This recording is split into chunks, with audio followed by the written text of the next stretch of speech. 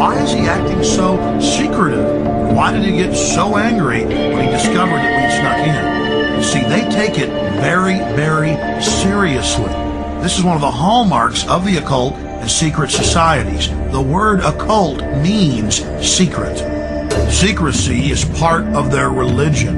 They revel in it. And when it's violated, they become extremely angry.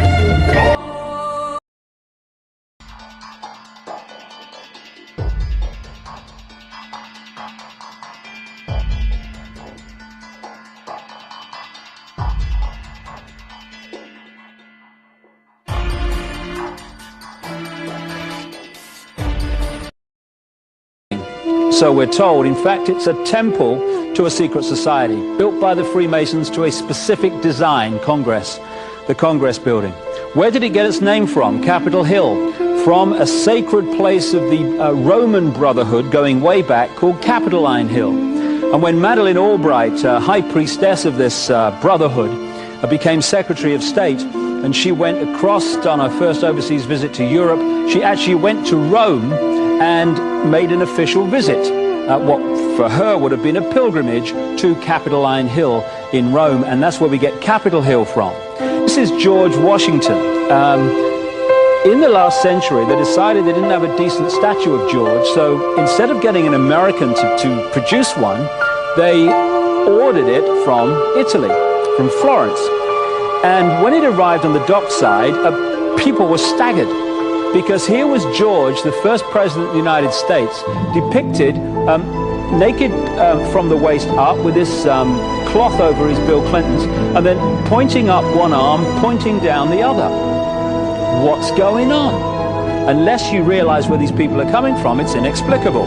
Well, if you just hold that in your mind, arm up, arm down, naked from the waist up, and then Bill Clinton's covered in a piece of cloth, well, this is where it's coming from. This is the ancient depiction of the compilation of the negative force symbol that the Templars worshipped, or the high-level Templars worshipped anyway, called Baphomet. And this is why that they depicted George Washington in that way. What has come to light is that it's now been, it is not so surprising for a lot of people that there are covens amongst the very educated class, architects, doctors, lawyers, priests, brokers, and the leisure class. These are people who have made pacts with the devil. That's right. It's really the best, the more accurate way of describing it would be that they have indulged themselves in the worship of the goat, of the prince, of the serpent, of Satan, of Lucifer, and they lead perfectly normal lives. They're jewel merchants. They travel. They're prominent in their own way, but they do have this indulgence. Father, here's a part of that I can never understand, that has never made sense to me. And that is, if somebody were to make a pact with the devil, then obviously the implication is if the devil is there to make a pact with them, to make a deal, to make their life, this short mortal life on earth, pleasurable, with money or women or travel, or more interesting, whatever it is they want. Yes. Then they are aware of the presence of the devil, and they are obviously aware then of the presence of God as well, and they nevertheless make a conscious, stupid, short-term, blind choice to take what they can get in this lifetime. And to embrace one, you must embrace the other. It's not like it's some wishy-washy prison. I know you do. It is a very not easy to understand, except when you talk with them, when they let their hair down and peel grapes, as we say, and when they're on their way to being cured of what or healed is the proper word. You find that there's an exhilaration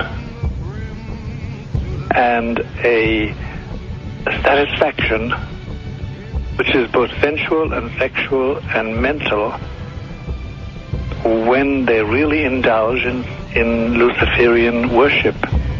There is a peculiar exhilaration Like a drug, then?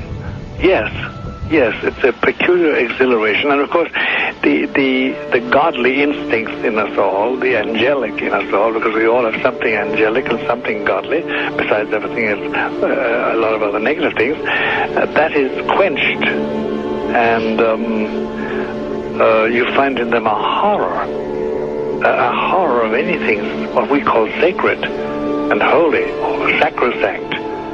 Or the idea of the idea of the sacred, of the awesome.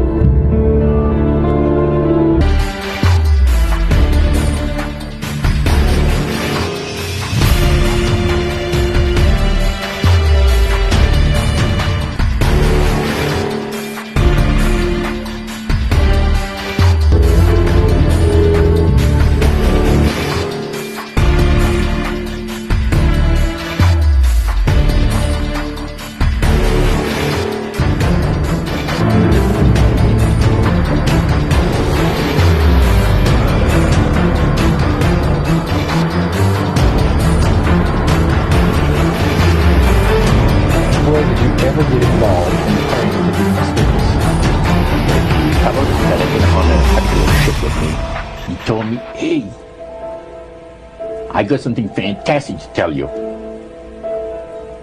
He said, I am affiliated with people that speak with the spirits of the dead. How would you like to talk to the spirit of your dead mother? And I was shocked. I was shocked. He said, you wouldn't be afraid of talking to the spirit of your dead mother, would you? Well, I said, I'll tell you what, I would have to give that some thought, because it's something I never thought about before in my life. Most of us probably haven't. A little afraid of something like that. Well, he says, you know, it's written all over your face. You're afraid of going to a seance. But he says, I know you. He says, you're going to come. And then he started to tell me how brave I was when I was aboard ship, you know, different things. He says, you're not the same man, you've changed. You're chicken. That's all I needed to hear. I said, when do we go to a seance? So one Saturday evening, we were in the place. It was our first time. Very beautiful place. The medium was a lady. She had a gorgeous new home in Montreal. And there were about 20 invited guests there, which I was one of them. And she communicated with the spirits for there's different people there, and they're telling them what the spirit said. One man said, I would like to talk to my friend that died 6 months ago,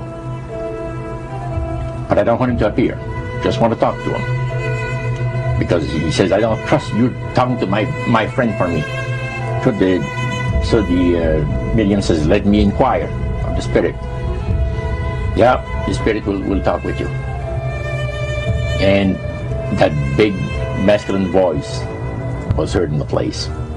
It says, hi, Frank. It's nice of you to ask for me